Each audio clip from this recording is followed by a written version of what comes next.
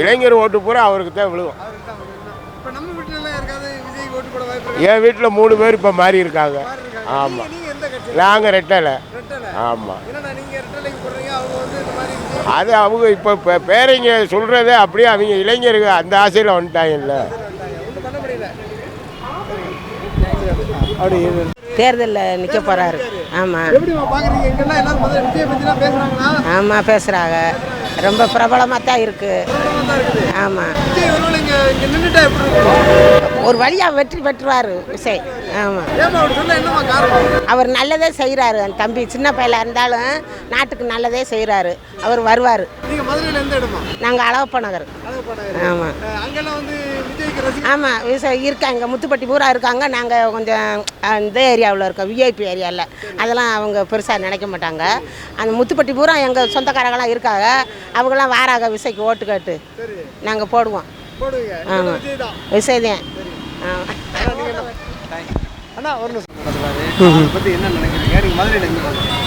Okay, நான் ஆக்சுவலாக வெளியூர், நான் மூணாறு. விஜய் பிடிக்கும். வாய்ப்பு இருக்குதுண்ணா. எப்படின்னா புதுசாக ஒருத்தவங்க வரும்போது அவங்களுக்கு வாய்ப்பு கொடுத்து தானே பார்க்கணும். கொடுத்தா தானே அவங்களுக்குள்ளே என்ன இருக்குன்னு தெரியும். ஸோ வரவேற்க வேண்டியது தான்.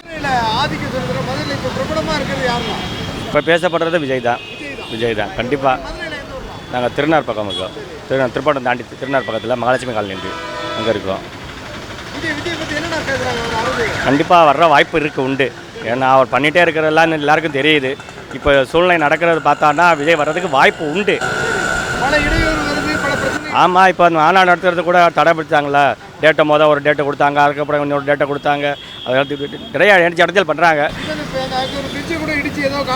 ஆமாம் ஆமாம் தோடினாங்க. அது முன்னாடி பண்ண மாட்டாங்க. விஜய் ஏதாச்சும் ஒன்று சொல்ல ஆரம்பிச்சிட்டாங்கன்னா உடனே ஆரம்பிச்சிடுவாங்க. இவங்க பண்ண ஆரம்பிச்சிடுவாங்க. ஏன்னா சரி மாறிடும் போல இருக்குன்ட்டு. அதெல்லாம் வரதான் செய்யும். நான் வர்றவங்க வந்து தான் தருவாங்க. இப்போ நான் போக இருந்தாலும் போகாமல் இருப்பேனா, நாங்களாம் பிடிக்கும் எனக்கு. அவருக்கு போகாமல் இருப்பேனா நாங்கள் போக தான் செய்வோம். அதனால் போயிடுவோம். அதெல்லாம் போயிடுவோம். கூட்டம் இருக்கும்ண்ணே, நிறையா இருக்கும். ஆனால் இவங்க தான் என்ன தான் பண்ண முடியாதுன்னு தெரியல. இவங்களாலையும் கட்டுப்படுத்த முடியலை. பாவம், அவங்களுக்கு கஷ்டம் தான். போன வாட்டி போட்ட கூட்டத்துக்கு வந்து கட்டுப்படுத்த முடியலை.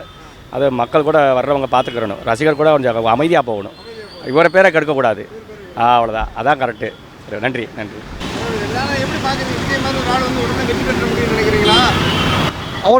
அவருடைய இம்பேக்ட் கொடுப்பார்ல. அவர் ஜெயிக்கிறாரோ ஜெயிக்கலையோ அவர் இம்பேக்ட் கொடுப்பாரு. அண்ட் தென் எனக்கு தெரிஞ்சு வர்றதுக்கு வாய்ப்பு இருக்குது. வருவார்.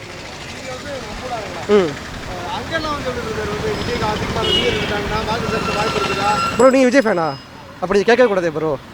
கேரளாவில் விஜய் தான் கேரளாவில். ஸோ அப்படி கேட்கவே கூடாது. கேரளா விஜய் ஃபேன் இருக்காங்களான்னு சொல்லி. ஸோ இல்லை ப்ரோ, அதாவது அவருக்கு இருக்கிற சுச்சுவேஷனையும் தாண்டி அவர் இது போல் வராரு அப்படின்னா யோசிக்க வேண்டிய விஷயம் தானே. ஏன்னா அவர் படத்தை நடிச்சுட்டு, சொல்லப்போனால் எல்லாரும் மாதிரியும் படத்தை நடிச்சுட்டு போயிருந்தாருன்னா அவருக்கு எந்த ஒரு இஷ்யூமே இல்லையே. இருந்தாலும் வராரு இல்லையா, அதெல்லாம் ஒளிவாக்கி விட்டு வராரு இல்லையா. ஸோ அது வந்து யோசிக்க வேண்டிய விஷயம் இல்லையா. எல்லாரும் மாதிரி படத்தை மட்டும் நடிச்சுட்டு 150 கோடி 200 கோடி வாங்கிட்டு போயிருக்கலாம் இல்லையா. விமர்சனங்களையும் தாண்டி வரும்போது வரவேற்க வேண்டியது. ஆனால் அது வந்து எப்படின்னா ஒவ்வொருத்தவங்க பார்த்து வளர்றதாண்ணா. இப்போ எனக்கு ஒருத்தவங்களை பிடிக்குன்னா அவங்க வந்து நம்மளை மாதிரி நமக்கு வந்து இம்பேக்ட் பண்ணுவாங்க. வெறியர்கள் மீன்ஸ்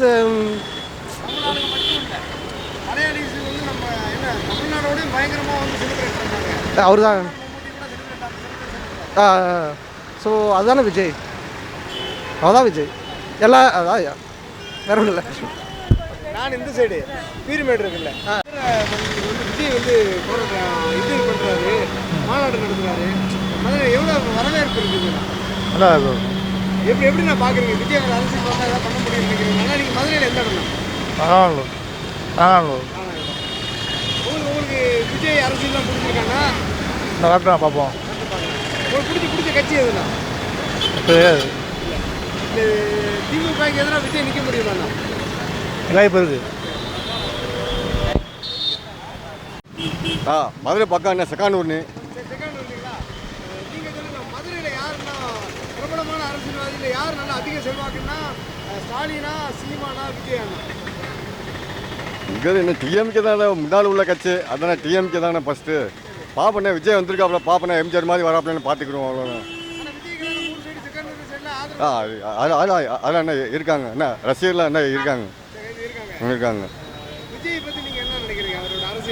வரட்டும் பார்த்துக்கிடுவோம்.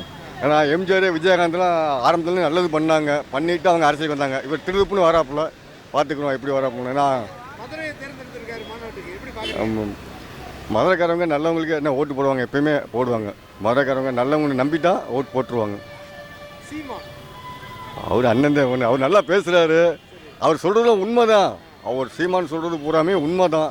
ஆனால் மக்கள் யாரும் ஓட்டு போட மாட்டேங்கிறாங்க. இந்த 2 கட்சினா பெரிய கட்சி இருக்குது, ஏடிஎம்கே டிஎம்கே இருக்குது. அதை தாண்டி இங்கே வரணும். அவரு சொல்லித்தான் பார்க்குறாரு, ஒரு தடவை நம்மளுக்கு போட்டு பாருங்கள் ஓட்டு அப்படின்னு சொல்கிறாங்க. ஆனால் மக்கள் என்ன போட மாட்டேங்கிறாங்களா? ஆனால் போட்டால் நல்லா இருக்கும்.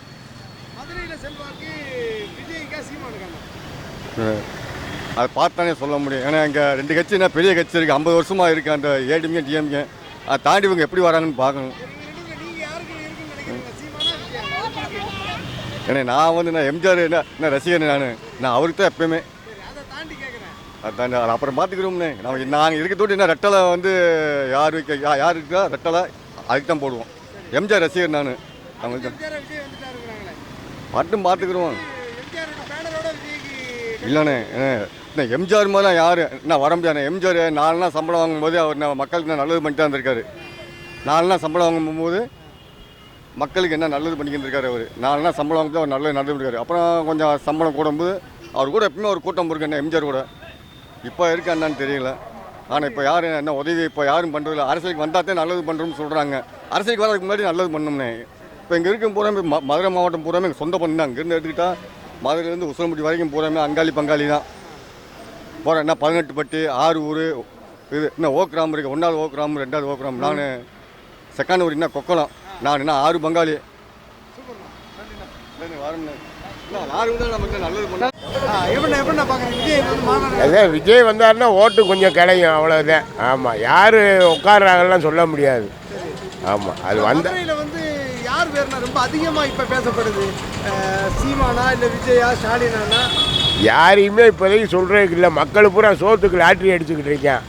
எந்த ஆட்சி வந்தாலும் நாங்கள் கஷ்டப்படுறவங்க கஷ்டப்பட்டுக்கிட்டு தான் இருக்கணும். ஆனால் மதுரை வந்து அரசியலில் ரொம்ப முக்கியமான இடமா சொல்கிறாங்க. ஏன்னா அது தீர்மானிக்கும். எந்த ஆட்சிக்கு வந்து எல்லாருமே மதுரையில் மாநாடு நடத்தியிருக்காங்க. இப்போ விஜய் மாநாடு நடத்துகிறாரு. அது மதுரையை பொறுத்த அளவுக்கு யார் வந்தாலும் மதுரையில் தான் மாநாடு நடத்துவாங்க. ஆமாம், மாநாடு நடத்துகிறவங்க வந்து முதல்ல விஜயகாந்த் வந்தார், மாநாடை நடத்தினார், எதிர்கட்சியாக உட்காந்தார். இப்போ அடுத்து இவர் விஜய் போடுறாரு. அது என்னன்னு அடுத்த எலெக்ஷனுக்கு அப்புறம் தான் தெரியும். ஆமாம், அதுதான் ஓட்டு பிரியும். ஆமாம், ஓட்டு வந்து பிரியும்.